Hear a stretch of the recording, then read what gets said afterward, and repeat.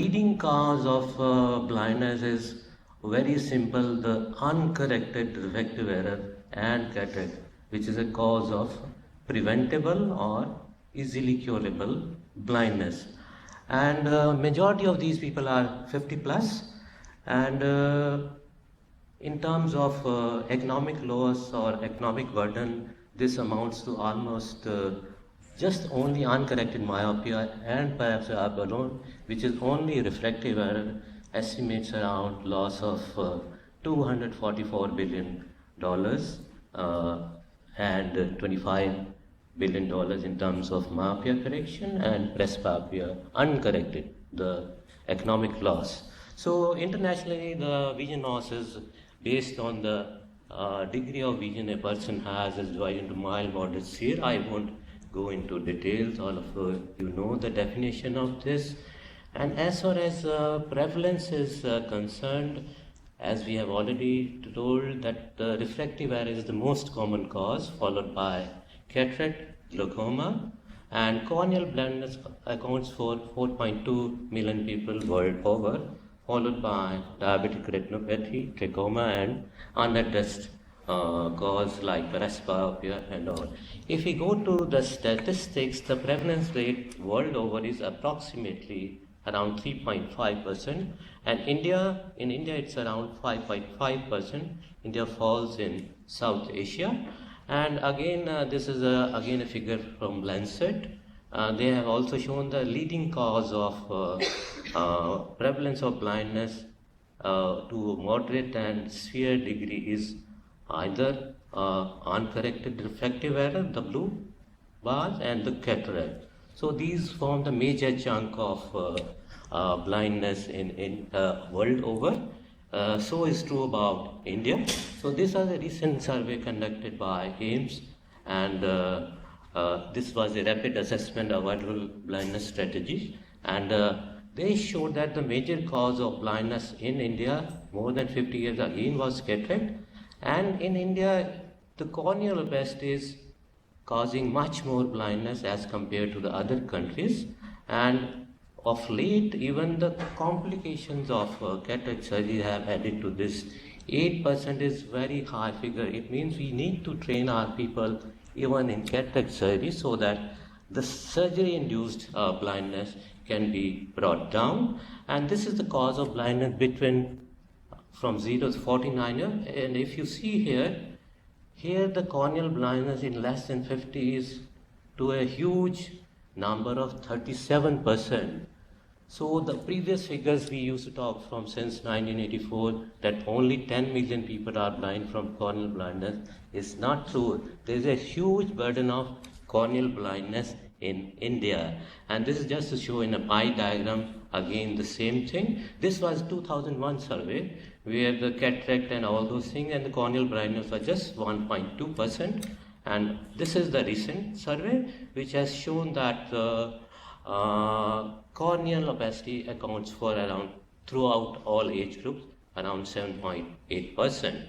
So the corneal blindness can be eliminated mostly by corneal transplantation, and for that eye banking, quality eye banking is of absolute importance. So Dr. Niti Gupta has already highlighted how the eye bank works.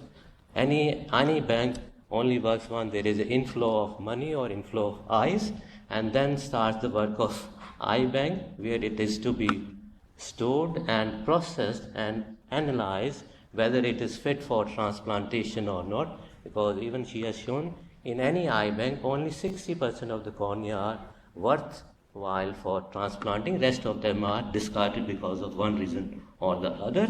Once the tissue is fit for transplantation, then comes the distribution, which should be fair and equitable.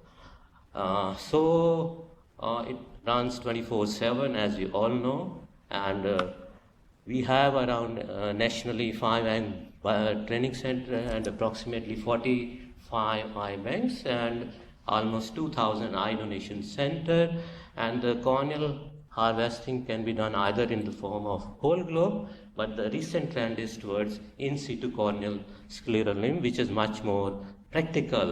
So I won't go into details of all this, but the recent trend is to retrieve a corneoscleral limb, and then comes the role of tissue processing. Once the eyes or tissue is received in the eye bank, it has to be done in an aseptic manner under a lamellar flow hood. All the serology tests are done so that it's safe for transplantation, and then it is preserved in different tissue. Of late, we have these tissues of cortisol, which is manufactured in India only, and in this you can preserve the eye for 7 to 12 days. So here you can plan your surgery in a better way. Logistically, previously we were used to store the eye in moist chamber. In this you have to use the eye within 48 to 72 hours. So there was a little hurry. So logistics was sometimes not met. Sometimes the eyes were there, the patient is not there, patient is here, eyes are not there. So we have now media where we can store these eyes for longer period and have a better suited patient and better outcome based on different preservation media. These are different. I won't again go into details of composition of this, and of late the trend has shifted from penetrating keratoplasty to the lamellar keratoplasty, and in those cases of lamellar, especially endothelial keratoplasty, the rate of fungal infections have increased because of the various reasons. Again, I will not go into details. For that, the recently the company has started adding amphotericin B in these tissue media, because the tissue medium is warmed again and again to evaluate the tissue. So once we are warming again and again, the risk of fungal infection increasing. And in the Western world, the organ culture is a very common method of doing corneal preservation. With this, we can preserve the cornea up to 4 weeks. And one of the greater advantage of this tissue preservation is, in this method of preservation, the corneal dendritic cell which resides in the limbus, they move out and the rejection rate becomes less. So, and a lifetime preservation can be done by cryopreservation. So once the eyes are received, they have to be assessed in the eye bank. So we have a very advanced endothelial count or evaluation specular microscope. Here also you have this a specular endoscope. So here we check for the quality of cornea in terms of endothelial function. Again, I will not go into details how we do it, because that is not the interest of this is how we look at the endothelium and we decide based on various criteria, coefficient of variation, hexagonality, and total count, whether the tissue is good, bad, or good for transplantation or not. Depending upon the quality of the tissue, it is graded excellent, good, fair, and non-analyzable or non-transplantable. So this is an example of excellent tissue for transplantation, because the endothelial cells are very good and regular, and this is coming to the clinical specular microscopy. Same way, patients who come for corneal blindness, we have to examine their cornea functionally. So we have clinical specular microscope, which also tells us about the same parameter as we do it in the eye bank about the various endothelial problems. Like here we have Fuchs endothelial dystrophy. So there could be variation of size, variation of shape, and sizes, as well as various anomalies like these guttae could be present in endothelium. So again, these are this is a case of Fuchs endothelial dystrophy. This is a case of eye syndrome, iridocorneal endothelial syndrome, where the endothelial cells on slit lamp appear like blabbing or swollen cells, but on specular microscopy, you can see they appear like epithelial-like cell. This is normal endothelium, and this is abnormal endothelium in the ICE syndrome. And again, this is Fuchs endothelial dystrophy, where you see the gutter, and this is ICE syndrome, where you see epithelial-like cell with prominent nucleoli. And this is a case of posterior polymorphous dystrophy. There's a band-shaped abnormal endothelium where you see epithelial-like cells. So again, this is a normal endothelium where all the parameters, count, coefficient of variation, hexagonality, everything is normal. And in older patient, the count decreases, and even the coefficient of variation changes. Young, they have less. Old age, they become more. This is the aging process. So coming to the actual, once we have analyzed the tissue, we have selected the patient, then you go on to do the actual transplantation.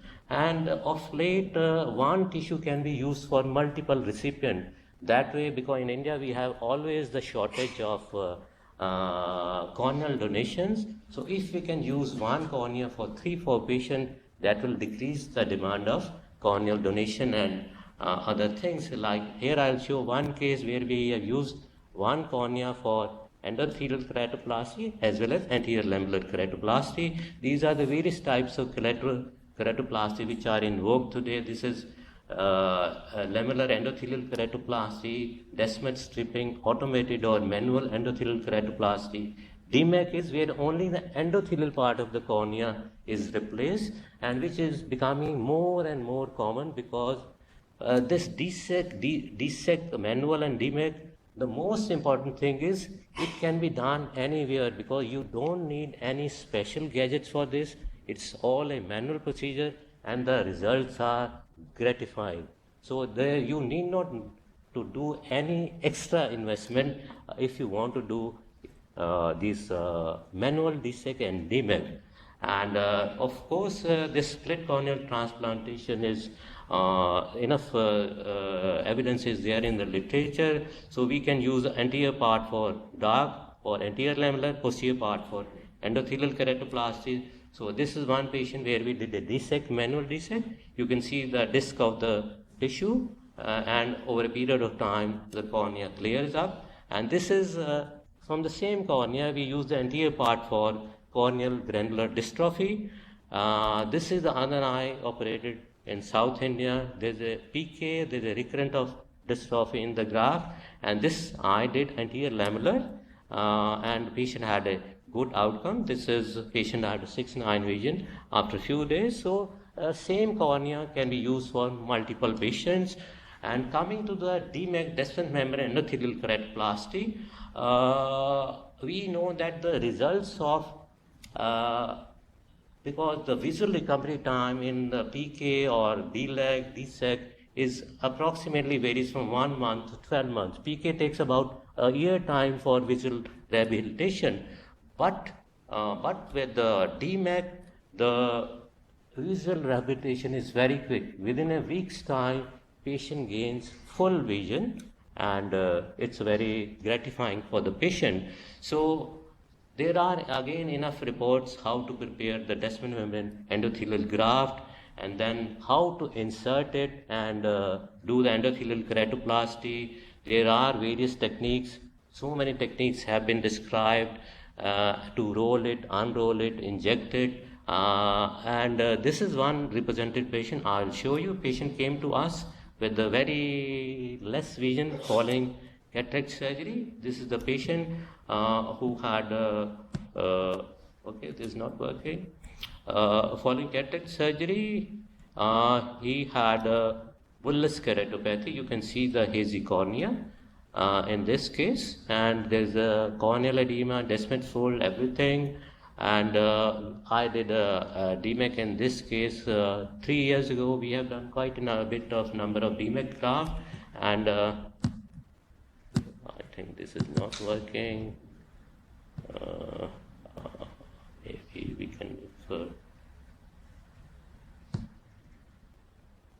Now, if it works now, we can see.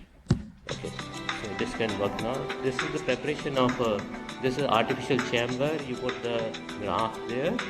You stain it with the trypan glue.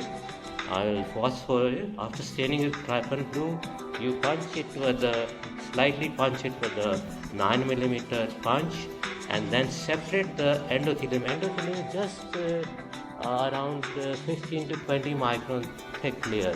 So you have to be very. Okay, it's not coming. Oh.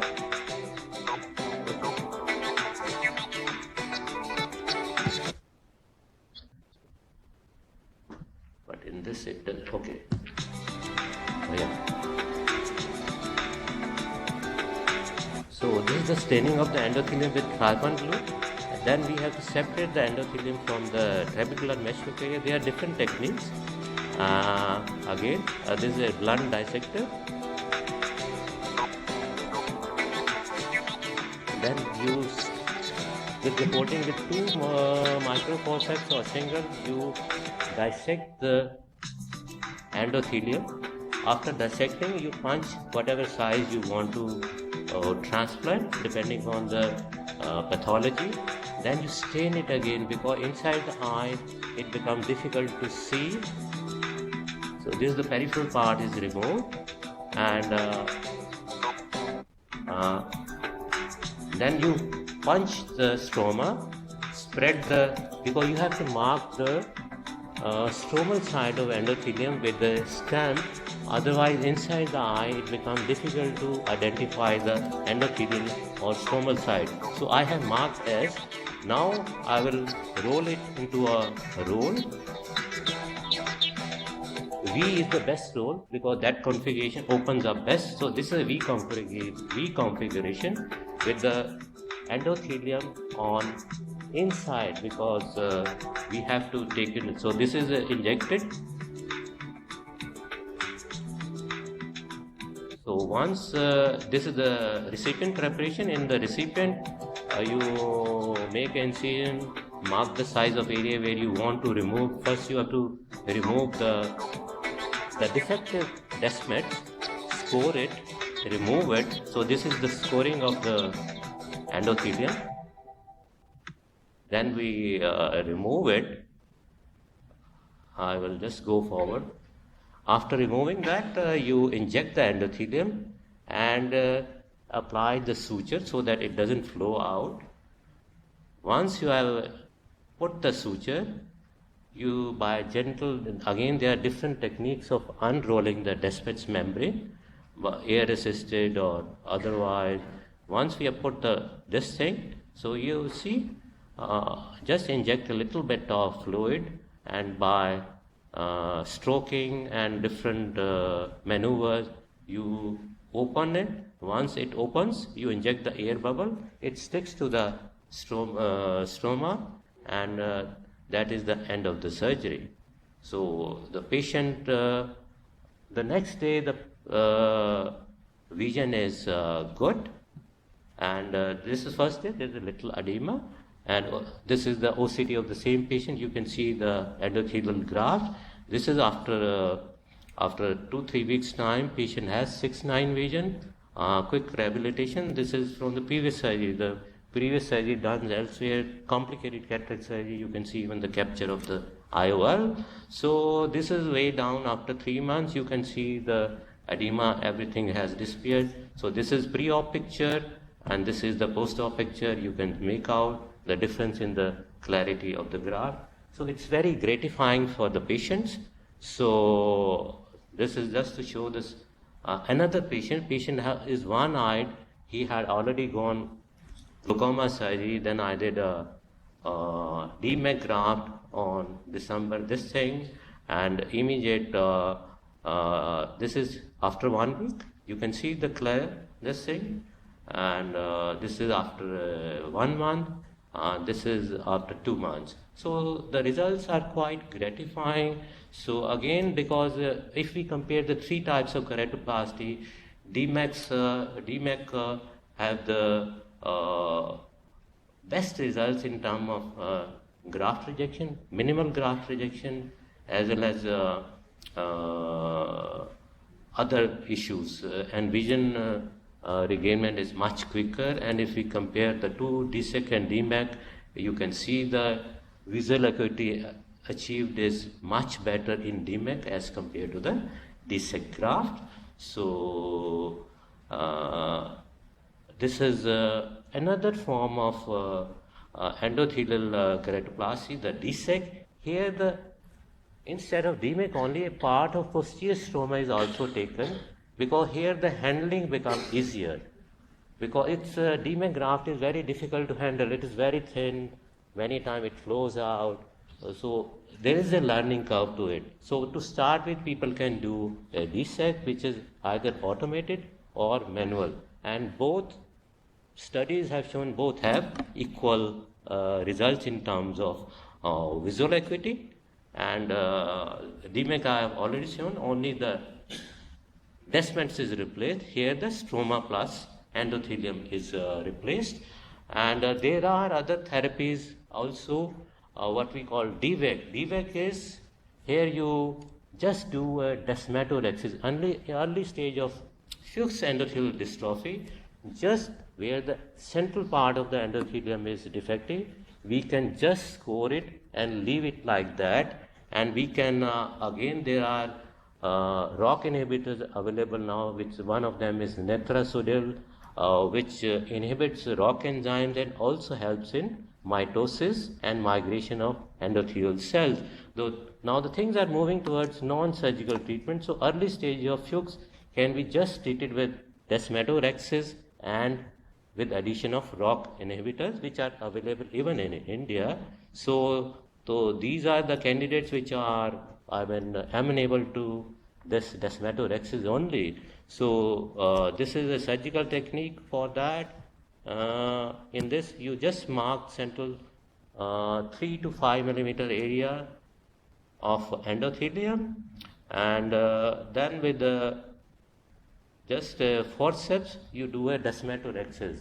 That's all. You don't even need to transplant any tissue also. The tissue from the periphery grows, and the ROCK inhibitors also helps to in migration and possible mitosis of these endothelial cells. So it is just like capsulorexis, you are doing it on the endothelium.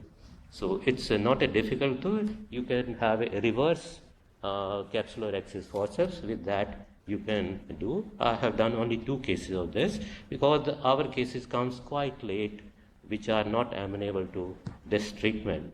So there is enough evidence in literature that this procedure works. This is a case series of 13, which out of that, all of them don't improve. Almost 50% of them improve. So if it doesn't work out, you can always do a endothelial keratoplasty. So okay, so ROCK inhibitors we have talked about. So okay, I will just skip it because of the shortage of time. This is again descemetorexis followed by Rho kinase inhibitors. So the case showing the improvement in corneal edema and the corneal clarity over a period of time. And again is the paper about the same thing, descemetorexis with topical ROCK inhibitors. So these are anecdotal studies.